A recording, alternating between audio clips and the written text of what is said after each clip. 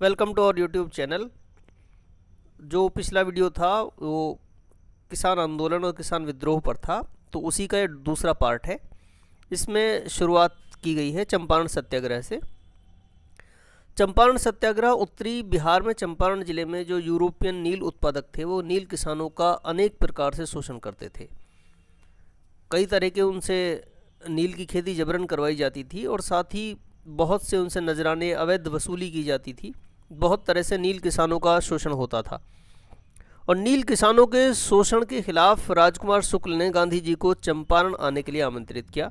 राजकुमार शुक्ल 1916 के जो लखनऊ अधिवेशन था कांग्रेस और मुस्लिम लीग का समझौता भी हुआ था 1916 में, तो वहाँ पर उसमें आमंत्रित किया गांधी जी को। और गांधी जी 1917 में नील किसानों की समस्या जानने के लिए, उनके समाधान के लिए बिहार के चंपारण जिले में पहुंचे। तो गांधी जी का चंपारण सत्याग्रह तिनकाठिया पद्धति के खिलाफ था। तिनकाठिया पद्धति ये थी कि उसमें किसानों को ज़मीन के 3/20 हिस्से पर यानी 15% हिस्से पर नील की खेती करना ज़रूरी होता था। नील उत्पादक किसानों से एक बॉन्ड लिखवा लेते थे और उस बॉन्ड के अनुसार 3/20 हिस्से पर नील की खेती करना ज़रूरी होता था। तो चंपारण सत्याग्रह में गांधी जी के सहयोगी थे राजकुमार शुक्ल, राजेंद्र प्रसाद, महादेव देसाई आदि। गांधी जी ने नील किसानों की समस्याओं की जांच की, उनसे मिले, उनसे बातें की कि वो नील की खेती करना चाहते हैं या नहीं करना चाहते हैं, और करना चाहते हैं तो उन्हें क्या क्या दिक्कतों का सामना करना पड़ रहा है और क्यों नहीं करना चाहते, इन सारी बातों को की। उसके बाद सरकार ने FG सलाई की अध्यक्षता में एक नील आयोग का गठन किया, जिसमें गांधी जी को भी इसका मेंबर बनाया गया और इसकी सिफारिशों के आधार पर तिनकाठिया पद्धति को जो है ख़त्म कर दिया गया। और जो नील बागानों के मालिक थे उन्होंने अवैध वसूली का 25% जो रकम थी वो वापस लौटाने पर भी सहमति बनी। तो यहाँ से गांधी जी ने भारतीय किसानों की समस्याओं को समझना शुरू किया, भारत के निम्न वर्ग को समझना शुरू किया और भारतीय जनमानस के ज़्यादा करीब आ गए। उसके बाद अगला है खेड़ा आंदोलन। ये गुजरात के खेड़ा जिले में हुआ था। 1918 के भीषण सूखे के कारण जो है फसल खराब हो गई थी, लेकिन सरकार फिर भी भूमि कर वसूल कर रही थी। इसमें बिल्कुल साफ लिखा हुआ था, जो अकाल राहत संहिता है उसमें बिल्कुल साफ लिखा हुआ था कि अगर 25% से ज़्यादा फसल नष्ट हो जाती है या कम उत्पादन होता है तो ऐसी स्थिति में भूमि कर नहीं लिया जाएगा। लेकिन सरकार ये मान नहीं रही थी कि फसल जो है 25% से ज़्यादा कम है, वो फिर भी भूमि कर वसूल कर रही थी। खेड़ा आंदोलन में सरदार वल्लभ भाई पटेल ने उसका नेतृत्व किया था, मुख्य भूमिका निभाई। बाद में गांधी जी भी वहाँ पर पहुँच गए और गांधी जी ने भी इस आंदोलन को अपना समर्थन दिया था। और इसी आंदोलन में बारदोली की महिलाओं ने वल्लभ भाई पटेल को सरदार की उपाधि दी थी। बाद में सरकार ने नरम रवैया अपनाया और बढ़े हुए भूमि कर की वसूली पर जोर नहीं दिया। वास्तव में सरकार जो है ये मान गई थी कि भाई इतना ज़्यादा भूमि कर किसान दे नहीं सकते हैं, क्योंकि बहुत ज़्यादा फसल जो है वो ख़राब हो गई है। अगला है 1921 में मोपला विद्रोह या मपिल्ला विद्रोह। ये जो आधुनिक केरल राज्य है वहाँ पर हुआ था। मालाबार जो है ज़िला और मालाबार का जो एरिया कहा जाता था उस टाइम पे, वहाँ पे हुआ था। ये मुख्यतः मुसलमान जो पट्टेदार थे और हिंदू ज़मींदारों के मध्य था ये आंदोलन।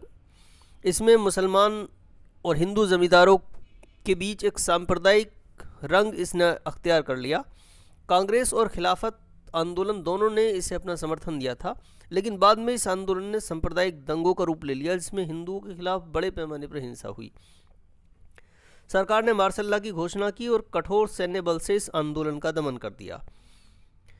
उसके बाद 1920 के दशक में किसान सभाओं का गठन होना शुरू हुआ। 1928 में आंध्र प्रांतीय किसान सभा का गठन हुआ और 11 अप्रैल 1936 को लखनऊ में अखिल भारतीय किसान जो सभा है उसका गठन हुआ। स्वामी सहजानंद सरस्वती और इसके पहले चेयरमैन बने, अध्यक्ष बने, और NG रंगा जो कि आंध्र प्रदेश के थे वो इसके महासचिव बने। 1920 में बाबा रामचंद्र ने अवध किसान सभा का गठन प्रतापगढ़ जिले में किया और 1930 के दशक में केरल में कृषक संघम या कृषक संघों का गठन किया गया। 1936 में बिहार में बकास्त भूमि के विरुद्ध आंदोलन शुरू किया गया।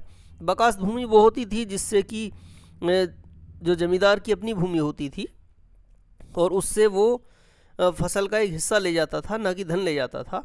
तो जमींदारों ने ज़्यादा से ज़्यादा भूमि को इसमें लाने का फैसला किया ताकि किसानों के से ज़्यादा भूमि हड़पी जा सके। इसके खिलाफ विद्रोह किया किसान सभा ने, इसके खिलाफ आंदोलन किया।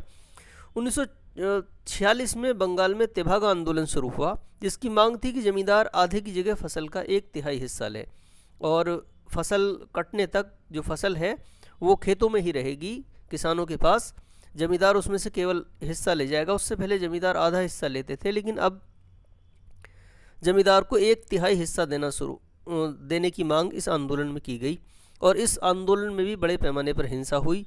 यह आंदोलन जो है ये भी हिंसक हो गया था। तो अब यहाँ जो पहले वाली वीडियो थी और इस वाली वीडियो में टॉपिक सारा एक ही है ये, लेकिन इसमें हम ये अंतर पर विचार करेंगे कि पहले जो विद्रोह थे वो मुख्यतः लोकल थे, स्थानीय मांगों को लेकर थे और हिंसक, असंगठित और बिखरे हुए थे। लेकिन 1917 में चंपारण सत्याग्रह और उसके बाद 1920 के दशक में जो किसान आंदोलन शुरू हुए हैं, उन किसान आंदोलन में पहले के किसान आंदोलनों में ये अंतर रहा कि अब किसान अपने हितों के प्रति जागरूक हो गए और उन्होंने संगठन बनाकर अपने हितों के लिए संगठित तरीके से लड़ाई लड़ना शुरू हुआ। साथ ही कांग्रेस ने भी आंदोलनों को समर्थन दिया। तो ऐसे में कांग्रेस को किसान संगठनों से, किसानों की समस्याओं से परिचित होने का मौका मिला और किसानों का दायरा चंद बुद्धिजीवियों के हाथ से निकलकर दूर दराज के ग्रामीण क्षेत्रों में और किसानों की समस्याओं से भी परिचित हो गया। यानी कांग्रेस का दायरा भी बढ़ा, वो सच मायने में ये कहलाने के काबिल हो गई कि अब वो जो है एक सूक्ष्म अल्पसंख्यक का प्रतिनिधित्व नहीं करती जैसा कि अंग्रेजों का विचार था इसके लिए, बल्कि अब वो एक बहुत ही बड़ा और बहुत ही जो है विशाल संगठन हो चुका है जो कि भारत के सभी वर्गों और सभी हितों का प्रतिनिधित्व करता है। तो आज की वीडियो में सिर्फ इतना ही है। ये किसान आंदोलन, किसान विद्रोह वाला जो टॉपिक है ये कंप्लीट हो गया है। उम्मीद है कि इस वीडियो से आपको बहुत कुछ समझ में आया होगा। Thank you for watching.